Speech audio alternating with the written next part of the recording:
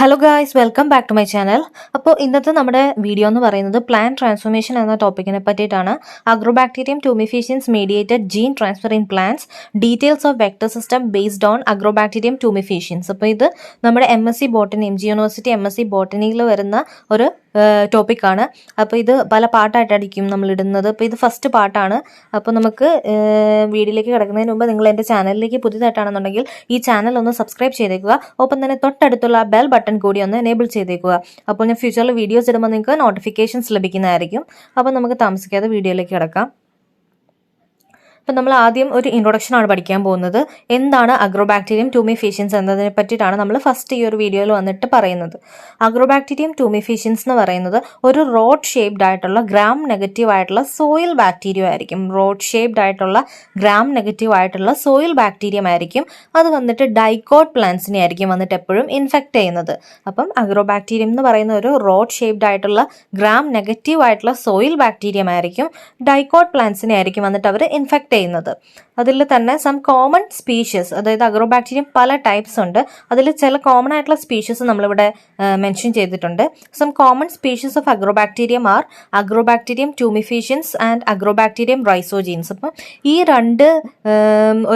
രണ്ട് സ്പീഷീസ് ആണ് വന്നിട്ട് ഏറ്റവും കോമൺ ആയിട്ട് നമ്മൾ പഠിക്കുന്നത്, Agrobacterium-tumefaciensഉം Agrobacterium-rhizogenesഉം. It is considered as natural genetic engineer because they transform plants. അപ്പം നമ്മുടെ 1 മാർക്കിനൊക്കെ നമ്മുടെ MCQ ടൈപ്പ് ക്വസ്റ്റ്യൻസിലൊക്കെ എപ്പോഴും കാണാറുള്ള ഒരു ക്വസ്റ്റ്യൻ ആണ് നാച്ചുറൽ ജെനറ്റിക് എഞ്ചിനീയർ എന്ന് പറയുന്നത്. അതിന്റെ ആൻസർ ആണ് വന്നിട്ട് നമ്മുടെ Agrobacterium-tumefaciens എന്നത് ഒരു നാച്ചുറൽ ജെനറ്റിക് എഞ്ചിനീയർ ആണ്. അത് വന്നിട്ട് നമ്മുടെ പ്ലാന്റിന്റെ ട്രാൻസ്ഫോർമേഷന് വേണ്ടിയിട്ട് ഹെൽപ്പ് ചെയ്യുന്നുണ്ട്.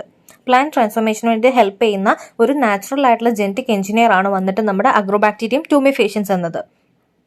Agrobacterium-tumefaciens infect walnuts, grapevines, nut trees, sugar beets, horse radish. അപ്പം കുറച്ച് പ്ലാന്റ്സിന്റെ എക്സാമ്പിൾസ് ആണ് ഇവിടെ തന്നിരിക്കുന്നത്. Agrobacterium-tumefaciens ഇൻഫെക്ട് ചെയ്യുന്നത് ഡൈക്കോട്ട് പ്ലാന്റ്സിനെയാണെന്ന് പറഞ്ഞു. അപ്പോൾ ആ ഡൈക്കോട്ട് പ്ലാന്റ്സിന് കുറച്ച് എക്സാമ്പിൾസ് ആണ് ഇവിടെ തന്നിരിക്കുന്നത്. Walnuts, grape vines, nut trees, sugar beets, horseradish. Then Agrobacterium-tumefaciens grow at 28 degrees Celsius at 2.5 to 4 hours without forming endospores. That is, Agrobacterium-tumefaciens grow at 28 degrees Celsius at 2.5 to 4 hours without forming endospores.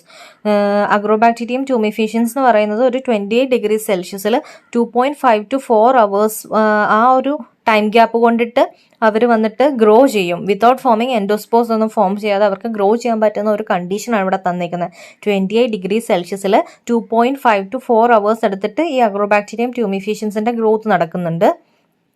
പിന്നെ ഇവരുടെ cells എന്ന് പറയുന്നത് road shaped ആയിട്ടുള്ള മോട്ടയിൽ, അതായത് movable ആയിട്ടുള്ള cells ആയിരിക്കും. അവർക്ക് വന്നിട്ട് 1 to 6 പെരിട്രോയ്ക്കസ് ഫ്ലജല്ല ആയിരിക്കും ഉണ്ടായിരിക്കുക. ഫ്ലജല്ല ടൈപ്സ് നമ്മൾ ഓൾറെഡി കുഞ്ഞു ക്ലാസ്സിലേക്ക് പഠിക്കുന്നതാണ്. പെരിട്രോയ്ക്കസ് എന്ന് പറയുമ്പോഴത്തേക്ക് ഫുൾ ഓഫ് അവരുടെ ഒരു എൻ്റയർ സെല്ലിനെ സറൗണ്ട് ചെയ്ത് ഫ്ലജല്ല ഉണ്ടായിരിക്കുന്നത്. അപ്പോൾ അതൊരു 1 to 6 പെരിട്രോയ്ക്കസ് ഫ്ലജല്ല ആയിരിക്കും അവർക്ക് പ്രസന്റ് ആയിട്ടുള്ളത്. ആ ഫ്ലജല്ലയുടെ ഹെൽപ്പോടെയാണ് അവർ മോട്ടയിൽ എന്ന് പറയുന്നത്. അത് മൂവബിൾ ആയിട്ടുള്ളതാണ്.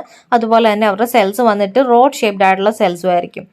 പിന്നെ Agrobacterium-tumefaciens has TI plasmid that is responsible for tumor induction. അപ്പം ഏറ്റവും ഇമ്പോർട്ടൻ്റ് ആയിട്ടുള്ള ഒരു പോയിന്റ് ആണ് ഈ TI plasmid എന്നത്. അത് വന്നിട്ട് ട്യൂമർ ഇൻഡക്ഷന് വേണ്ടിയിട്ട് ഹെൽപ്പ് ചെയ്യുന്നുണ്ട്. Agrobacterium-tumefaciensന് TI plasmid ഉണ്ട്. ആ TI plasmid ആണ് വന്നിട്ട് അവരുടെ ട്യൂമർ ഇൻഡക്ഷന് വേണ്ടിയിട്ട് ഹെൽപ്പ് ചെയ്യുന്നത്. ഇനി Agrobacterium-rhizogenes has RI plasmid that is responsible for hairy disease in plants. നമ്മൾ രണ്ട് കോമൺ സ്പീഷീസ് നമ്മൾ ഓൾറെഡി നേരത്തെ മെൻഷൻ ചെയ്തു. Agrobacterium-tumefaciensഉം ഉണ്ട്, Agrobacterium-rhizogenesഉം ഉണ്ട്. അതിൽ Agrobacterium-rhizogenesന് വന്നിട്ട് RI പ്ലാസ്മിഡ് ആയിരിക്കും ഉണ്ടായിരിക്കുക. അതെന്ന് പറയുന്നത് നമ്മുടെ ഹെയറി ഡിസീസ് ആയിരിക്കും. പ്ലാന്റ്സിൽ ഹെയറി ഡിസീസ് ഉണ്ടാക്കുന്ന ഒരു പ്ലാസ്മിഡ് ആണ് RI പ്ലാസ്മിഡ് എന്ന് പറയുന്നത്. ആ RI പ്ലാസ്മിഡ് പ്രസന്റ് ആയിട്ടുള്ളത് എവിടെയാണ്? നമ്മുടെ Agrobacterium-rhizogenesൽ. പിന്നെ അതുപോലെ തന്നെ വേറെ കുറച്ച് സ്പീഷീസ് ആണ് ഇവിടെ മെൻഷൻ ചെയ്തേക്കുന്നത്.